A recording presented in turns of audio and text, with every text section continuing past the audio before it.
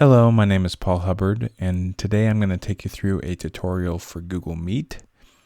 Hopefully this will help you be able to utilize it better in your classroom and have a better understanding of it as a whole.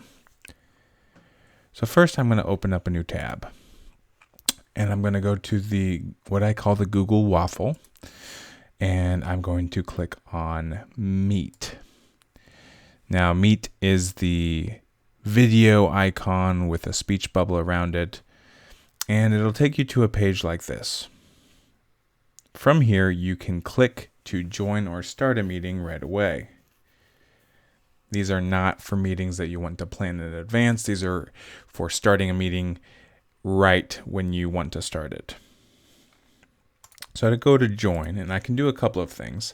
I can enter the meeting code or nickname. So I can set this to be my own. I could do Hub 2020-2021, and that way that when my students enter in this code, it would let them into this meeting.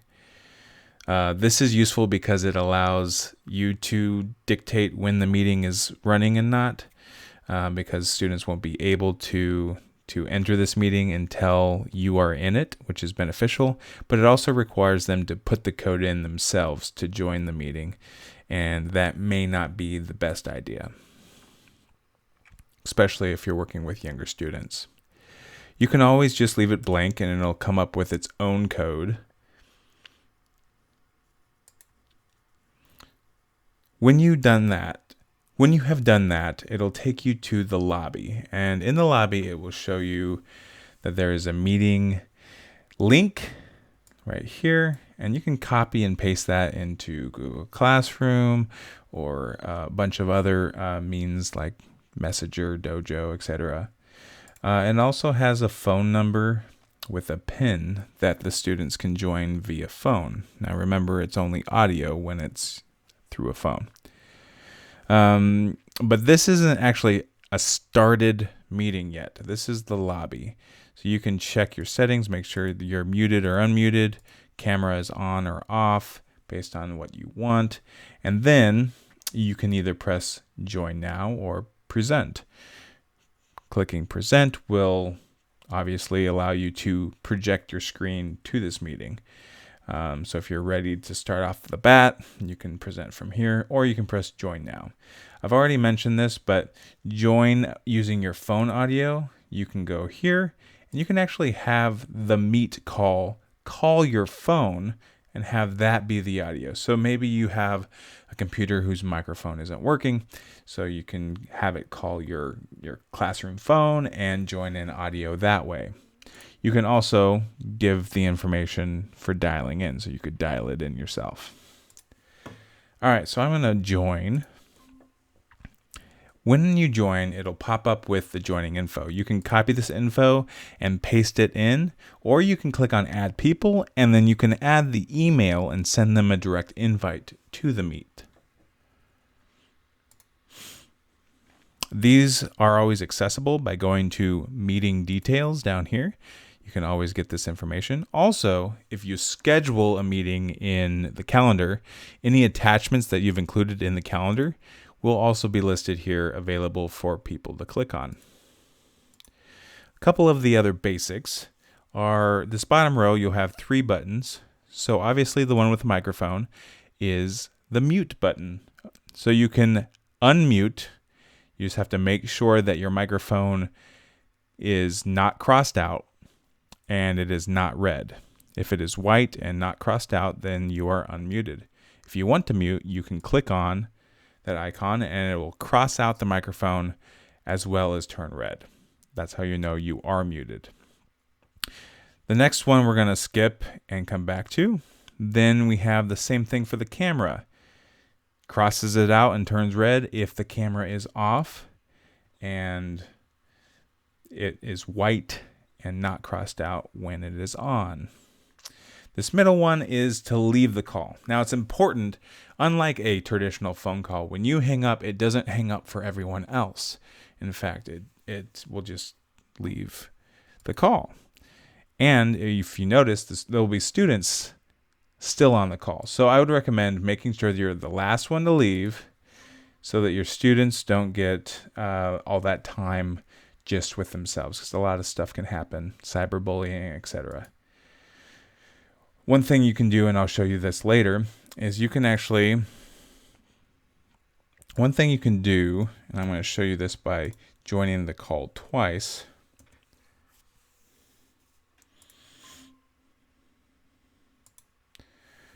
You can go through and actually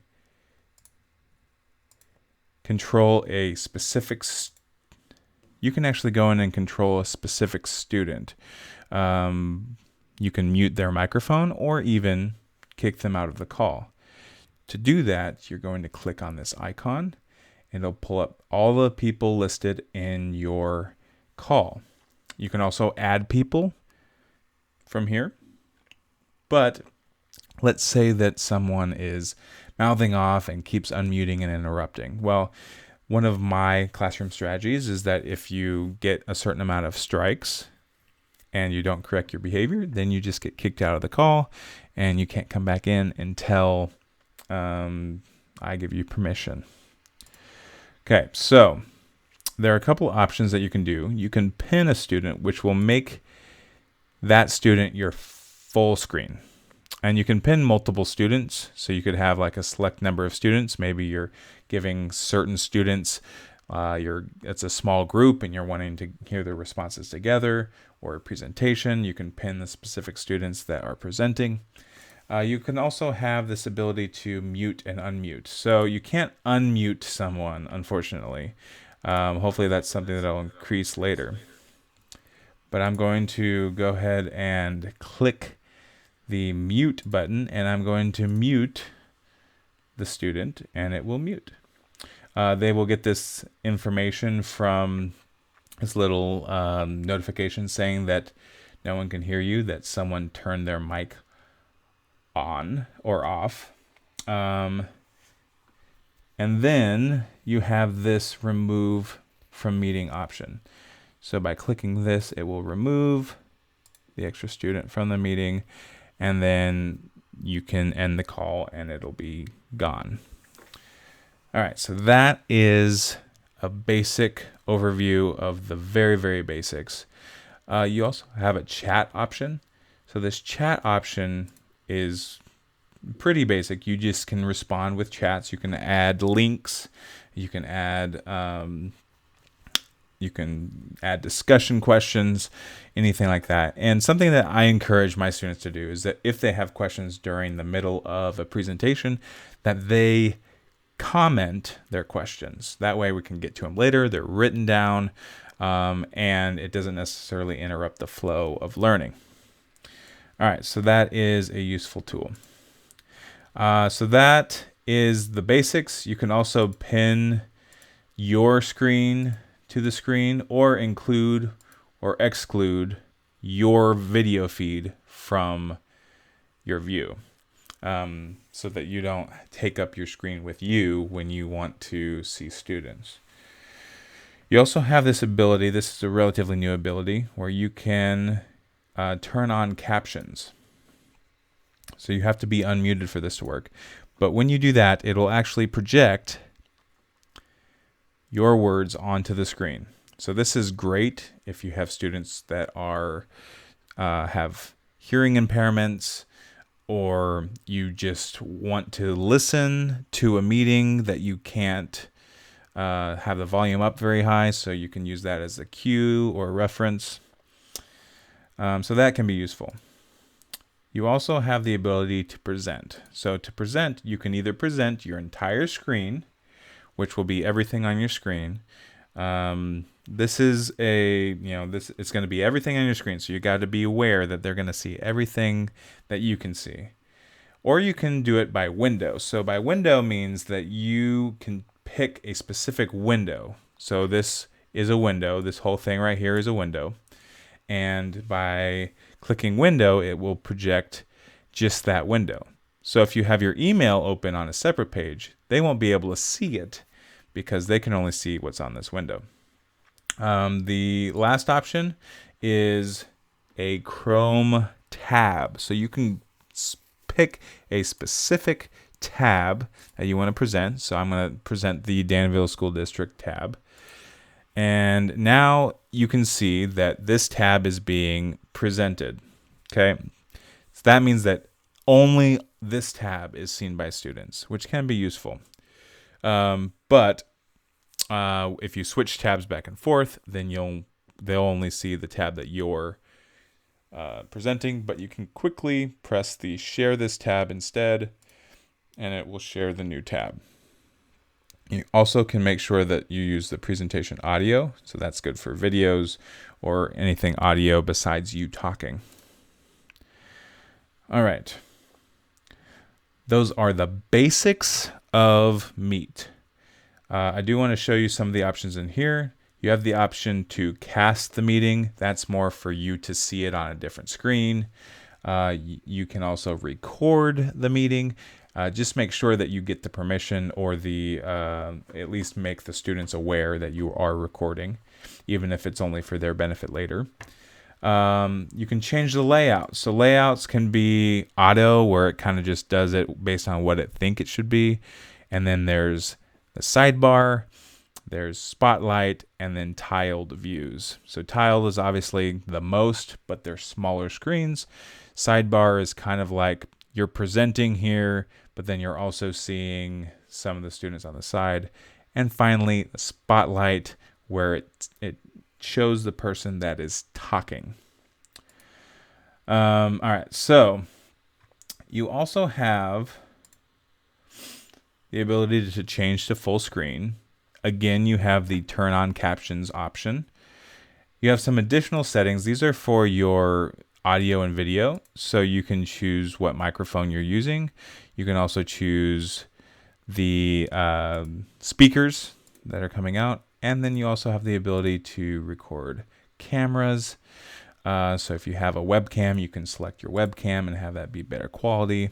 You can also send resolution and receive resolution based on what you want. So you can send a higher definition. Obviously, when you're sending a more high quality video, it's going to cost more bandwidth and it might turn out to be choppy. You can also have it to where you can only receive audio, so you don't receive video, or you only receive one video at a time, or there's the standard, and then of course there's high. But again, higher quality means higher bandwidth, which means potentially there could be more technical issues. All right. You can also use your phone as audio. I already showed you how to do that. This is just another way to get to it. And then, of course, you have the ability to report a problem, report abuse, or click here if you want to get some help on specific things that Google has already handled. You can go here and type in the issue, and you may get it answered on your own without having to do further research. All right. So that is the basics of actually using Meets. I'm going to show you a couple of other things. I'm going to show you Google Classroom. So there's a Meet that's just been built into Google Classroom, and it shows up right here. This is actually a Meet link that can be joined right now, but it can't be seen by students because it has this crossed out eye icon. So to make it visible to students, you go to Settings, scroll down, and you're going to go to the Meet section, and then you're going to select this toggle, which is Make Visible to Students. You do that, press Save, and you will see that this link is now visible to students, and it's represented by this little icon. Okay. It is also a good idea to reset your code every now and again. That means that the students can't copy it and just save it and use it to chat when you're not around. And then make sure that you're turning off this visibility after you're done with your meeting, so that students don't get on it and when you're not around, because without supervision, things could happen and you really don't have any say in what happens because you're not there. All right. So that is the basics of Google Classroom version of Google Meets. I will say that there's a lot of advancements that are coming up within the next couple of months, so keep an eye out for that. There's a lot of things that I can't even talk about in this video, but are coming just around the corner, so keep that in mind.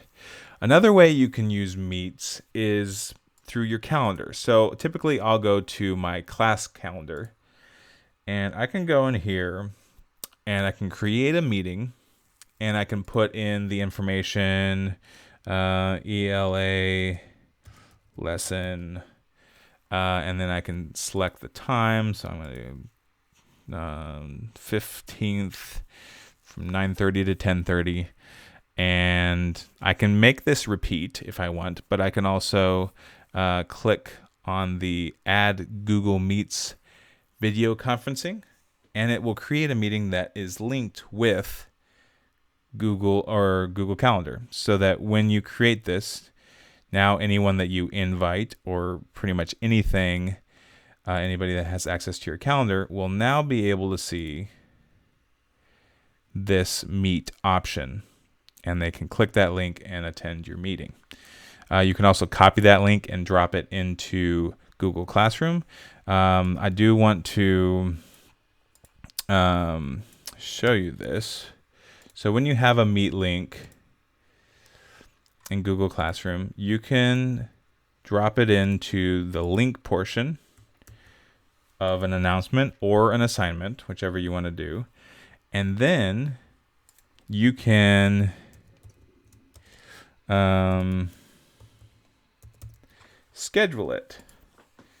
So that way students don't have access to that code until your schedule message pops up. So that is a useful bit of information. All right, so that's basically it for Meets. I do want to touch on a couple more things, okay? So there's a couple of extensions that might be good. One of them is called Grid View. Grid View is kind of going to be replaced because it will eventually be obsolete, because Google will come up with something that will work. But basically you can have different options for different layouts built into an app. So that is an option. You also have Push to Talk. You can basically use this to use the space bar to mute and unmute your microphone. So you don't have to always, go and click before you want to say something. It can reduce that time between responding to different things.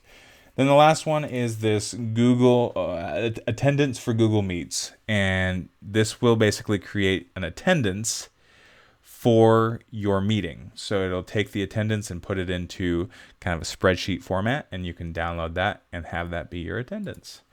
I definitely recommend taking it at the beginning, middle, and end, just to kind of see how many people were there the entire time, etc. That is just a useful feature. Last thing, as you leave the call, you have the option to rate your audio or video. And I definitely encourage you to rate it honestly, because Google does use this feedback for helping it be better. You can also rejoin a call by clicking this rejoin button. So if you accidentally leave, you can rejoin the call. And you can also do this return to home screen, which will take you to the Google Meet home screen. So hopefully this was able to help you understand how to use Google Meet a little bit better. There are a lot of new features coming up. The biggest thing is just to play around with it and see what works and see what doesn't. And eventually you'll come up with a way of using it that's going to be very, very useful for you.